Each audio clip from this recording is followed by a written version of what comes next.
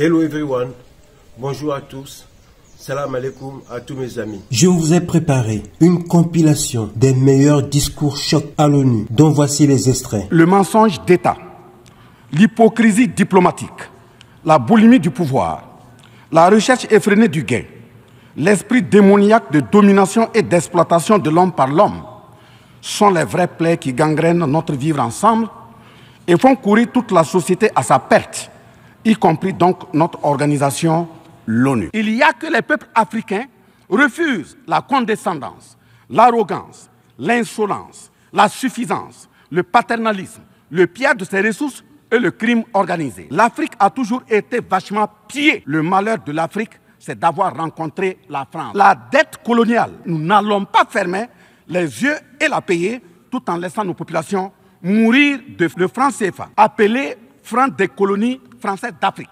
n'est pas une priorité africaine. La priorité aux intérêts aux entreprises françaises dans les marchés publics et appels d'offres publics, c'est terminé. Le Mali dénonce à nouveau et avec force les ingérences de certaines puissances qui continuent de faciliter les activités criminelles des groupes armés terroristes au Mali et au Sahel. Le Mali ne souhaite pas devenir un théâtre de confrontation ou de compétition entre les intérêts géopolitiques de puissances étrangères. Nous dénonçons et rejetons la politique des 2 poids, 2 mesures appliquées par certaines puissances. Le Mali reste attaché à un multilatéralisme où chaque nation compte. Le monde entier a suivi avec une profonde consternation l'arrivée massive ces derniers jours des milliers de migrants africains sur l'île de Lampedusa, en Italie.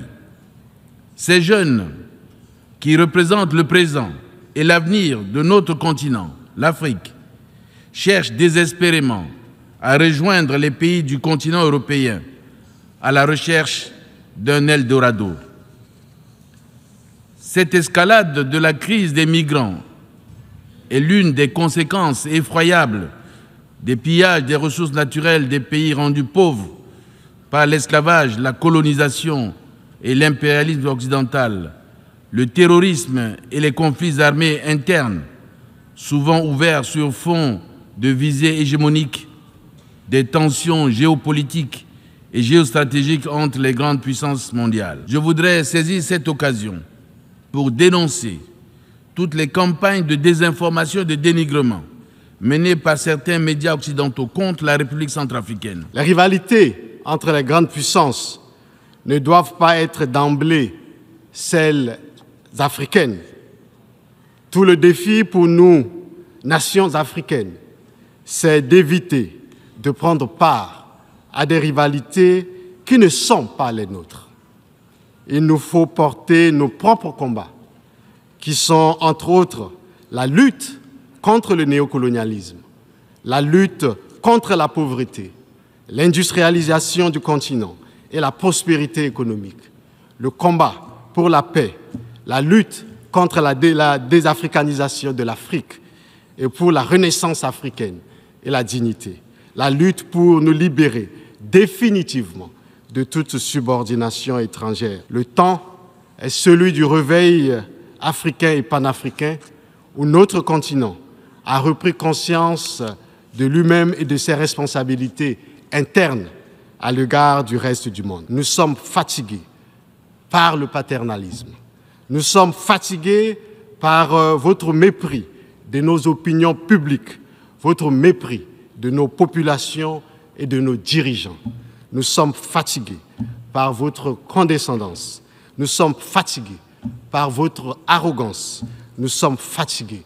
Nous sommes fatigués et nous sommes fatigués. La demande pressante et incessante de mon pays et de l'Afrique tout entière est d'élargir le Conseil de sécurité des Nations Unies en tant qu'organe pilote et décisionnel de l'ONU afin de pouvoir intégrer en son sein 2 représentants du continent africain en qualité de membres permanents aux fins de consacrer un équilibre géographique juste et représentatif. Le continent est frappé par celle d'un putsch militaire. Le putschiste n'est pas seulement celui qui prend les armes, qui renverse un régime. Les vrais putschistes, les plus nombreux,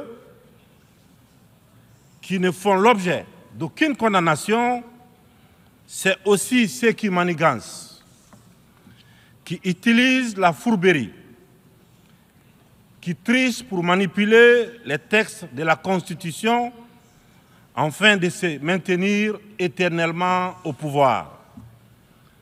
C'est ceux en col blanc qui modifient les règles du jeu pendant la partie pour conserver les rênes du pouvoir. Ce sont les mêmes qui confessent la démocratie, la transparence, qui dénoncent la mauvaise gouvernance et la corruption, qui dictent les règles. C'est eux qui en offrent très discrètement et sournoisement redoublent de pression pour nous faire céder notre patrimoine dans des contrats lyonnais. Nous ne sommes ni pro, ni anti-américains, ni pro, ni anti-chinois, ni pro, ni anti-français, ni pro, ni anti-russe, ni pro, ni anti-turc. Nous sommes tout simplement pro-africains. C'est tout. L'Afrique de papa, la vieille Afrique, c'est terminé. Que la colonisation et l'expansion des autres idéologies égoïstes qui veulent que les pays moins développés soient enfoncés davantage au profit des pays riches. En réalité, la colonisation a raté son tournant car elle aurait pu créer une solidarité par la rencontre des cultures et des savoir-faire et par un partenariat mutuellement bénéfique à la place d'un partenariat de dépendance. Le triste constat est que l'aide publique au développement, qui devrait appuyer les efforts du gouvernement à la recherche du bien-être des citoyens, s'est peu à peu effondré au profit des financements destinés aux acteurs non étatiques, servant les intérêts géopolitiques et économiques inavoués de certains États bailleurs. Mon pays est toujours contre la discrimination, l'instrumentalisation des droits humains et leur traitement par deux poids et deux mesures. Nous condamnons les États qui, sous prétexte de protection des droits de l'homme, en font pour s'ingérer dans les affaires intérieures des États.